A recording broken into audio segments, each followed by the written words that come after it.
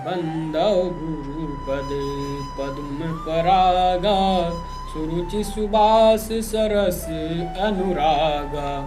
अमीय मूरमय चूरन चारु, समन सकल भव रुज परिवार। भगवान कह रहे हैं कि मैं अपने गुरु के चरणों में लगी हुई रज अर्थात उनके चरण कमलों में के पराग को प्रणाम करता हूँ। जो पराग कण कैसे है, जो रज कैसी है, जो रुचिकर है, जो सुगंधित है और अनुराग रूपी रस से युक्त है।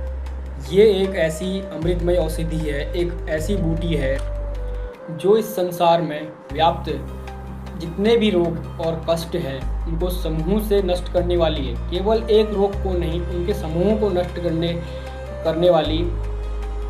अब इस व्याख्या में जो अद्भुत बात पूज्यपाद कहते हैं कि चरणों की रज को प्रणाम करना, उनके चरणों की धूल भी इतनी महत्वपूर्ण है।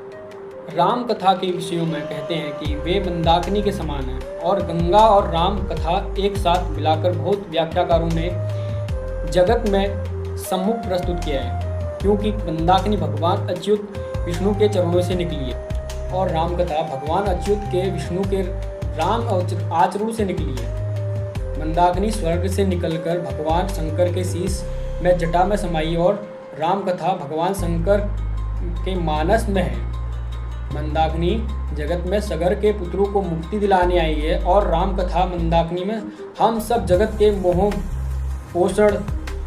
मोह पाषाणों में बंधे हुए और उन्हें मुक्ति दिलाने आई है। इसलिए राम की कहानी में मंदाकिनी जैसी है। गुरु के चरणों की धूल इसलिए धारण करता है शिष्य, क्योंकि वह हृदय में प्रेम जगाने वाली है। अमीमय मूरिमय सूरन चारु, कैसी है अमृत सुरूणर के समान। अमृत चूर्ण आयुर्वेद में दिया जाता है। समस्त प्रकार के रोगों में एक अंतिम प्रकार के रोगों में एक अंतिम औषधि के रूप में अमृत चूर्ण जाता है। गुरु की पद रज है वो